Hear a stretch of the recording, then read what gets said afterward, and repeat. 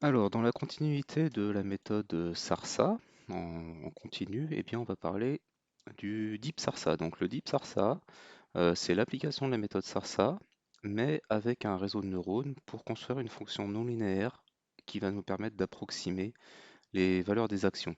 Et on va voir que utiliser des fonctions d'approximation non linéaires, donc en particulier les réseaux de neurones, engendre quelques précautions qu'il faut prendre sur la manière dont on va entraîner notre modèle. Donc, on verra ça lorsqu'on entraînera notre modèle.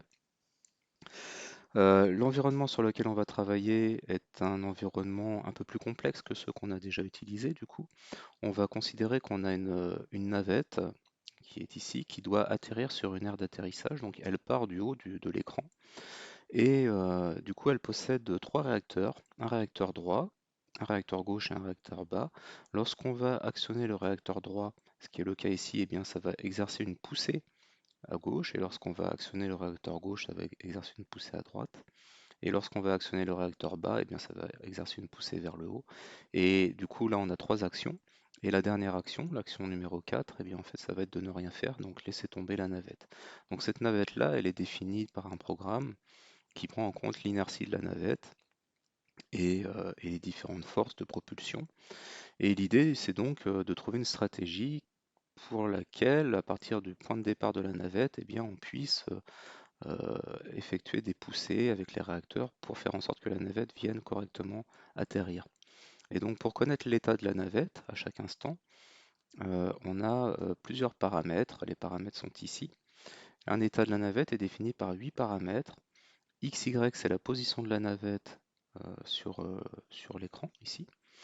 X', Y', eh bien, c'est les composantes des vitesses linéaires en X et en Y.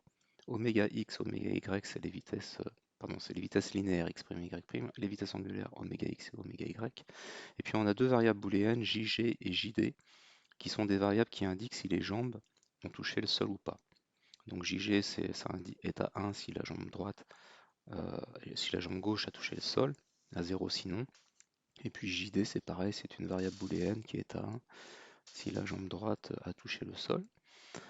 Donc l'idée en fait c'est de faire en sorte que la navette vienne poser ses deux jambes bien au milieu ici, enfin en tout cas sur l'aire d'atterrissage. Et du coup le système de récompense est le suivant. À chaque fois qu'on va venir allumer un réacteur gauche ou droit, eh bien comme on consomme de l'essence, du fuel, on va venir faire une récompense négative de moins 0,3. À chaque fois qu'on va venir allumer le réacteur bas, pareil, on va venir faire pardon, les moins 0,3 c'est pour le réacteur bas, et les deux réacteurs droite et gauche, pareil, vont faire une récompense négative, mais un petit peu plus faible en valeur absolue, parce que le fait d'allumer le réacteur bas consomme beaucoup plus d'essence que le fait d'allumer les réacteurs gauche et droite, parce que le réacteur bas a besoin de ressoulever la navette. Voilà, ensuite on va donner une récompense de 100 points si la navette atterrit correctement sur l'aire d'atterrissage. Et à chaque fois qu'une jambe touche le sol, on va lui donner 10 points.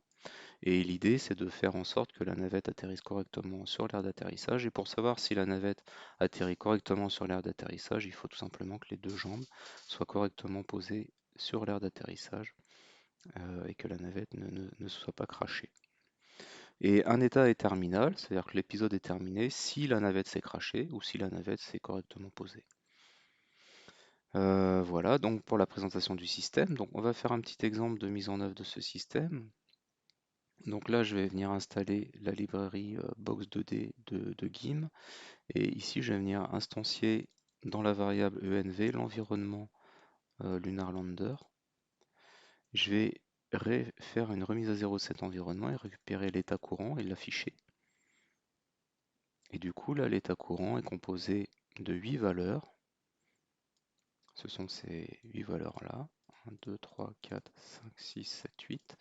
Ces deux premières-là sont les coordonnées x et y de la navette. Ces deux coordonnées-là sont les vitesses linéaires de la navette, les composantes des vitesses linéaires x et y de la navette. Ces deux composantes-là sont les vitesses angulaires x et y. Et ces deux composantes-là sont les valeurs booléennes sur les jambes. Et si par exemple j'exerce l'action 1, donc l'action 1 c'est l'action d'allumer le réacteur gauche, eh bien si j'envoie ça à l'environnement, il va me retourner un nouvel état. Donc ma position a changé, les vitesses linéaires ont changé, les vitesses angulaires ont changé, et puis j'ai toujours mes jambes gauche et mes jambes droites qui sont à zéro. Donc ça, c'est mon état. Et quand j'appelle un step, quand je fais un pas avec mon environnement, je récupère également ma récompense, qui est ici. Donc là, j'ai une récompense négative.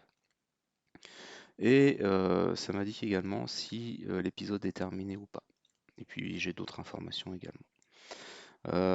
Donc là, ce que je vais faire, eh bien, je vais définir des fonctions qui vont me permettre de simuler l'action gauche, simuler l'action droite, simuler l'action bas, simuler l'action nulle, simuler la remise à zéro. Et puis, comme j'ai la possibilité de recevoir des copies d'écran à chaque pas de temps de ce qui se passe, eh bien, je vais venir afficher sur un petit widget que je construis ici. Je vais venir afficher l'évolution de ma navette. Donc ça, c'est un widget qui affiche sur la variable d'image la navette avec les différents boutons, gauche, droit, bas, nul et reset, qui me permettent d'effectuer des actions gauche, droite, bas, nul ou reset. Et donc mon environnement, c'est celui-ci. Donc par exemple, si j'appuie sur gauche, eh bien ma navette, elle est propulsée par le réacteur gauche. Voilà, donc là on voit le réacteur qui est à gauche qui propulse la navette. Si j'appuie sur droite, eh bien ma navette elle est propulsée par le réacteur droite. Et en même temps, bien sûr, à cause de la gravité de la tombe, si j'appuie sur bas, c'est le réacteur bas qui va la propulser. Voilà. Et puis si je fais rien, eh bien ma navette continue sa course en ne faisant rien. Et là, du coup, si je continue à cliquer plusieurs fois en faisant rien, eh bien hop, elle va s'écraser. Voilà. Et puis je peux remettre à zéro mon environnement et repartir. Donc là, par exemple, je peux la laisser tomber en faisant rien. Là, pousser un peu à gauche. Et hop, là, je vais louper. Voilà, j'ai pas réussi. Donc voilà, c'est un petit peu comme ça que ça fonctionne. Ça donne une idée grossière du fonctionnement du système. Et donc notre idée, ça va être de trouver une stratégie qui va correctement propulser notre navette pour faire en sorte qu'elle atterrisse ici. Et par exemple, si je veux faire une trajectoire complètement aléatoire, eh bien, je vais commencer par initialiser mon environnement. Et ici, je vais venir sauvegarder les différentes images à chaque pas de temps. Je vais tirer une action complètement au hasard et je vais venir récupérer l'état suivant, la récompense, le fait que j'ai terminé ou pas. Et tant que j'ai pas terminé, bah, je vais répéter cette boucle-là et je vais sauvegarder les différentes images. Donc là, j'effectue des actions complètement au hasard et dans ma liste images, j'ai sauvegardé toutes les images. Et du coup, ce que je peux faire maintenant, eh bien, c'est toujours sur un widget de type image, venir afficher les différentes images pour voir comment a évolué la chute de ma navette. Et avec une stratégie complètement aléatoire, eh bien, je peux avoir par exemple ce genre de crash. Donc là, ma navette se crache complètement. Voilà. Donc voilà l'environnement dans lequel on va travailler. Dans la prochaine partie, on va parler un petit peu de la mise en œuvre du réseau de neurones, de la construction de notre réseau de neurones pour réaliser l'approximation des fonctions, des valeurs d'action.